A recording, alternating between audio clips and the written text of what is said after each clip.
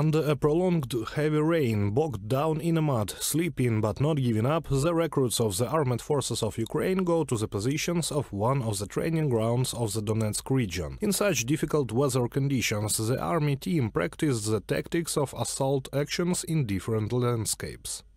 So you disappear from the orcs?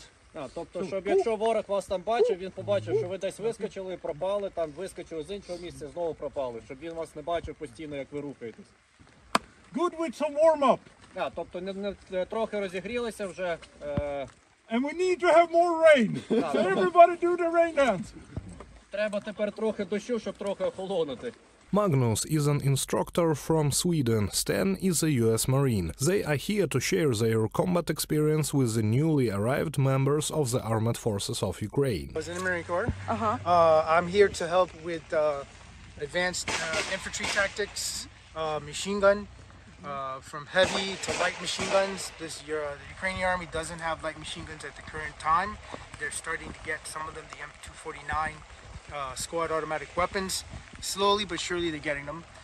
But most of the time it's medium to heavy machine guns, especially Western, and some of the other NATO machine guns that are here as well. Stan had the experience of Afghanistan and Iraq. He is sure that every war has its own characteristics, but the possession of weapons is an important factor in every war. I don't like to compare them because the reason why warfare is warfare. There's no rules. You may say I could train you to fight a certain way, but it's not going to act a certain way, because the first time you plan things, it's going to fall apart the minute you try to execute that. Any battle commander will tell you that. So how I train them is basically how I trained my Marines when we were getting ready to deploy to Iraq and Afghanistan. So basically it's the same thing. They're getting combat ready, pre-combat checks, combat rehearsals, things that they're going to do and they're going to think about, like how to wear their body armor, how to wear their thing, how to set their magazines, how to hold their weapons, how to that mindset. So you're like a motivator as well. You're also a psychologist. As an instructor, Stan has been in Ukraine for about a year now. He says that his friends motivated him to come here. I have a lot of Ukrainian friends back at home, and they knew I was in the service in my country, the United States Marine Corps, so they were like, oh, you know, you're pretty good. I used to instruct and everything, and then prior to that I was in the reserves for a little bit, and then after I got out of the Marine Corps, the time happened, so they're like, hey, I think you could help our people, and I'm like, okay, I'll put it into consideration, and got my stuff ready, came here, and got lucky enough to meet a couple people. They put a team together, and we met the unit that I'm with now, and we started training non-stop. A serviceman with the call sign Ternopil is a mobilized fighter of the Ukrainian army. He says that such exercises are very useful in the absence of combat experience. Today a man is learning how to throw a grenade. Well, yes, the exercises help, I'll tell you honestly. I study a little here, plus in battle. It will come handily, 100%. Throwing grenades is the hardest thing to learn because I'm scared, to be honest, but fear must be overcome. Medicine is an integral part of the training. Oliver is in charge here. His task is to train recruits in first aid for themselves and their brothers in arms.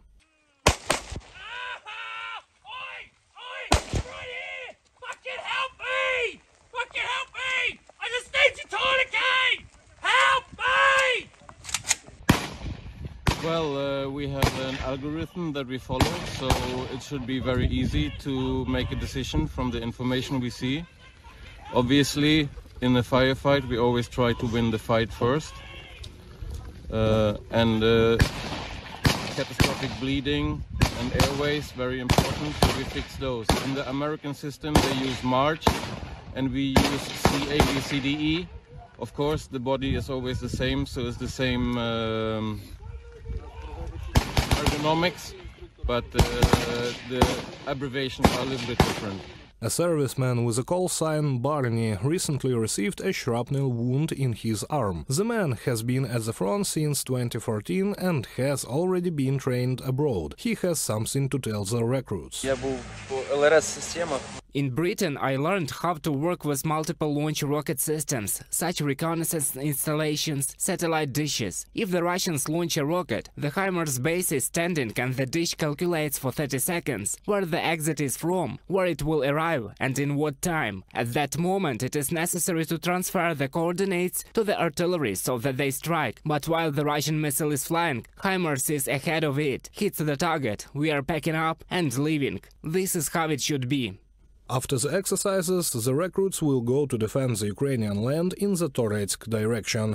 Both Russia and Ukraine are multinational and multi-religious countries. Governments officially talk about supporting diversity and high tolerance in society. In Ukraine, this is confirmed by the development of national and religious policy. For example, an Islamic cultural and religious center was opened in the city of Lviv, one of the most conservative and traditional regions of the country.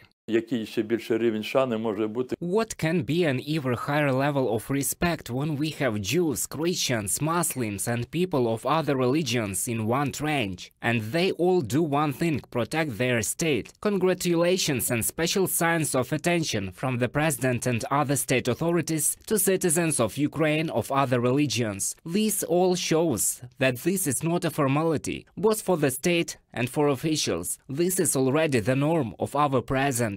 The valor of Muslims participating in the defense of Ukraine against the Russian invaders was personally noted by President Volodymyr Zelensky. Now, in the holy months of Ramadan, Iftar, a special evening with the participation of the top leadership of the country, will be held every year. This further increases the importance of Muslims in Ukrainian society.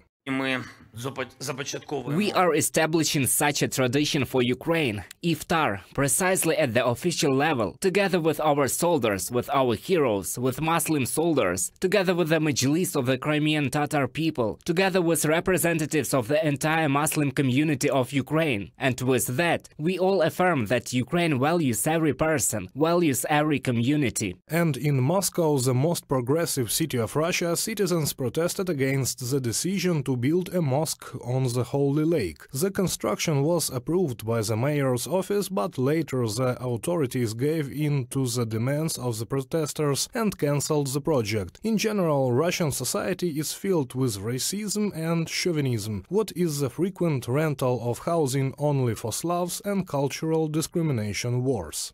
According to experts, the violation of ethnic and religious rights in Russia has its roots in the past. This in general still comes from the imperial Russian mentality, since they consider themselves educators, older brothers. But as for the attitude towards the local population in the republics, often the countries of Central Asia were contemptuously called among themselves beasts, blacks, and so on. It is natural that the so-called Russians put them a few steps below themselves.